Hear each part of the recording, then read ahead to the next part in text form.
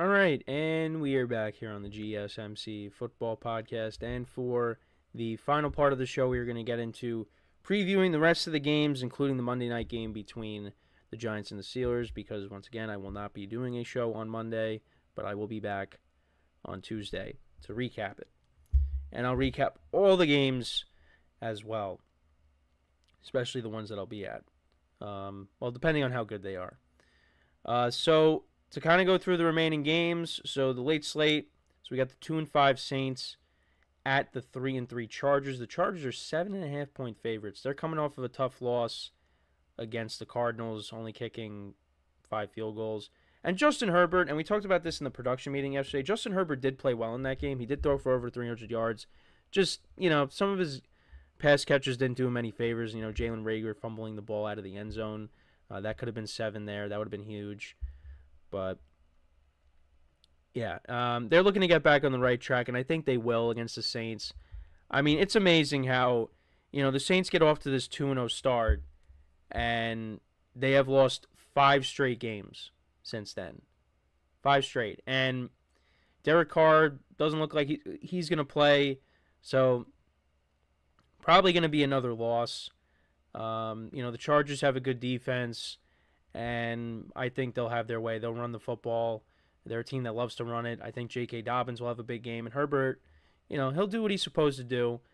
And I think they'll get the win here. So I like the Chargers to win. It's a big number, but I think they can cover. The next game is interesting. So you got the 4-3 Seahawks against the 5-2 Bills. This game is going to be in Seattle. The Seahawks are 3-point underdogs. Now, DK Metcalf, we'll see what his status is for this game, but I think if you lose him for this game, that's a big loss. Both teams are coming off of impressive wins. The Bills against the Titans, although the Titans are not good, but still, Amari Cooper, their new acquisition, scored a touchdown. Josh Allen continues to play well. Has not thrown. I mean, this is unbelievable. This is week 8. He has not thrown an interception. He has 12 touchdowns to no interceptions. And we're in week 8. I mean, he's going to throw one at some point. So we'll see when that happens. But could it be this week? It's possible. This one's a tough game to pick. Because, the Seahawks, they're coming off of that big win against the Falcons. And, they're at home. They're getting the points. But, the Bills, they're playing good football these last couple weeks. I mean, I'll take the I take the Bills right now. I don't feel great about it because, it could be one of those games that, they could drop. We'll see. But right now, I'll take the Bills. But also, if the Seahawks don't have DK Metcalf, then I'll feel a little bit more confident. But, yeah, we'll see. So this game right here, we got the Bears and the Commanders. So it doesn't seem like we're going to get Jayden Daniels for this matchup, which is unfortunate. It would have been nice to see the first 2 picks in the draft go at it.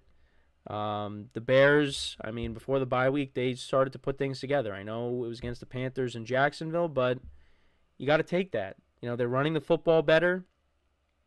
They've always been playing pretty good defense.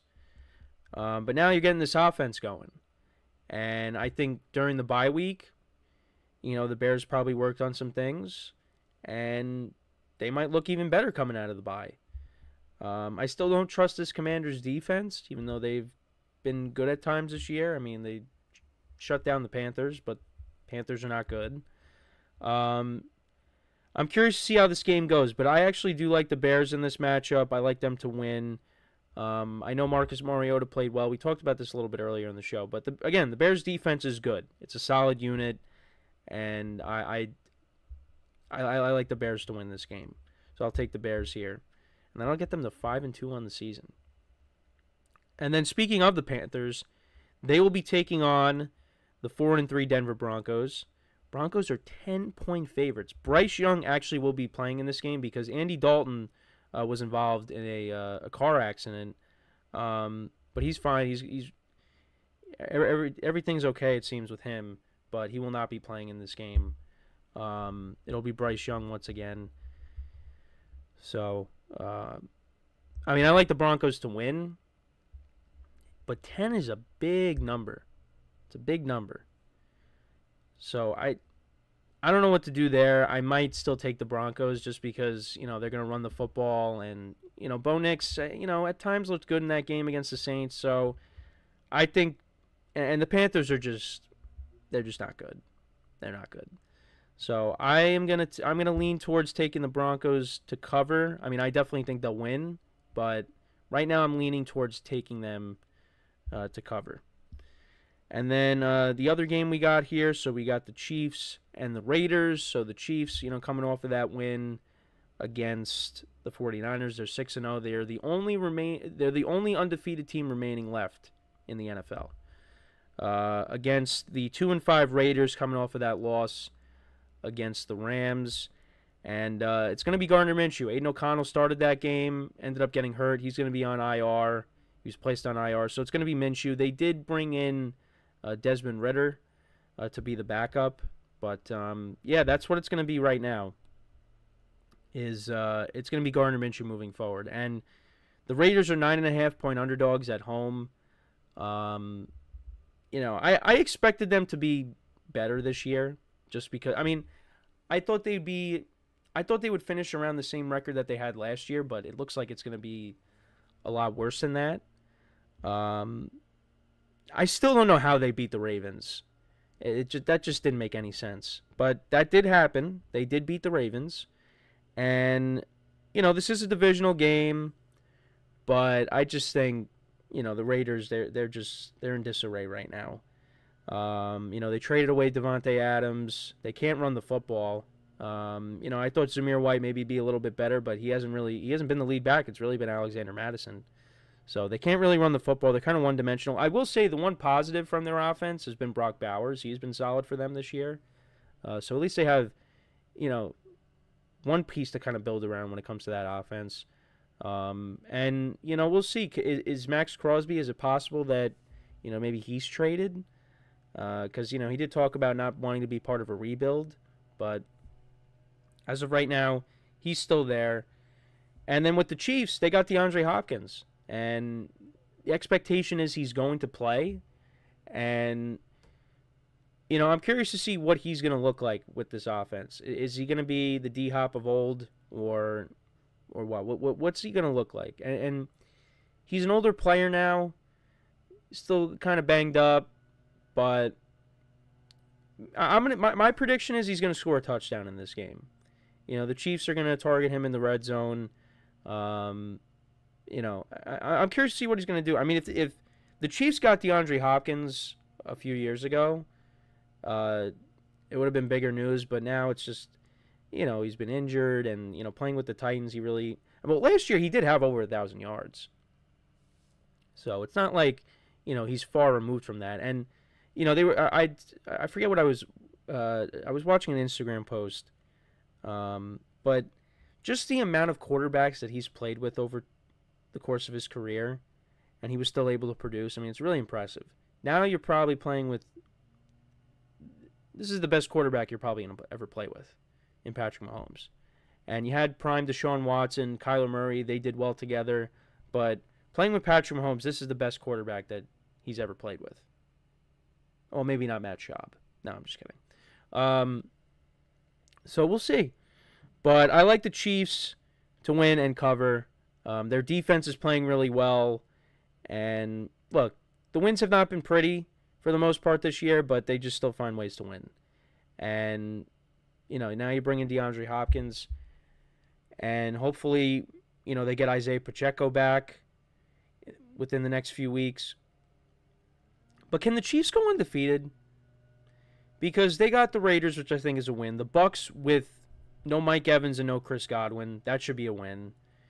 The Broncos, the Broncos could give him a hard time with the defense, but I think that should be a win. They got the Bills and the Texans, and then they're also at the Steelers. Those are probably the toughest games left on the schedule. Could the Bills be the team that knocks them off? Because Josh Allen owns Patrick Mahomes in the regular season. It's the postseason where he's had a problem. In the regular season, Josh Allen has owned Patrick Mahomes. So could it be that Week 11 game against the Bills? Could that be the week that the Chiefs lose? We'll find out, but they could also go undefeated. They could. I think the Bills, the Bills game is the toughest game left that they have. They got the Texans, but that's at home, and I don't know. The Texans on the road, I don't know. We'll find out.